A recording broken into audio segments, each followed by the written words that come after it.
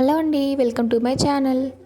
ఎక్కువ హడావిడి లేకుండా సింపుల్గా ఇలా అయితే ఎగ్గుతో అయితే పులుసు ట్రై చేయండి. సూపర్గా ఉంటుంది, సింపుల్గా కూడా అయిపోతుంది. దానికోసం అయితే నేను ఇక్కడైతే ఎగ్స్ అయితే ఉడికించి ఘాట్లు అయితే పెట్టుకున్నాను. ప్యాన్ పెట్టుకొని ఆయిల్ వేసుకొని కొద్దిగా చిటికెడంత పసుపు వేసుకొని ఎగ్స్ అయితే ఇక్కడ ఫ్రై చేసుకుంటున్నాను. ఇలా ఫ్రై చేసుకుంటే టేస్ట్ ఇంకా బాగుంటుంది. ఎగ్స్ ఫ్రై చేసి పక్కన పెట్టుకొని అదే ప్యాన్లో ఇంకొద్దిగా ఆయిల్ యాడ్ చేసుకొని దాంట్లోకి అయితే పచ్చిమిర్చి ఇంకా ఉల్లిపాయలు అయితే వేసుకొని ఫ్రై చేసుకుంటున్నాను. కొంచెం కరివేపాకు కూడా యాడ్ చేసుకున్నాను. ఇక్కడైతే ఆనియన్స్ అయితే బ్రౌన్ కలర్లోకి రావాలి, అప్పుడే బాగుంటుంది. ఇంకొద్దిగా అల్లం వెల్లుల్లి పేస్ట్ అయితే యాడ్ చేసుకొని ఫ్రై చేసుకున్న తర్వాత ఇక్కడైతే నేను టమాటో ప్యూరీ అయితే వేస్తున్నాను. ఈ ప్యూరీ వేయడం ద్వారా కొంచెం థిక్ కన్సిస్టెన్సీ అయితే వస్తుంది పులుసులో. ఇక్కడ కావాల్సిన ఉప్పు, కారం, పసుపు, అల్లం వెల్లుల్లి పేస్ట్, కొంచెం గరం మసాలా వేసుకొని ఫ్రై చేసుకోవాలి.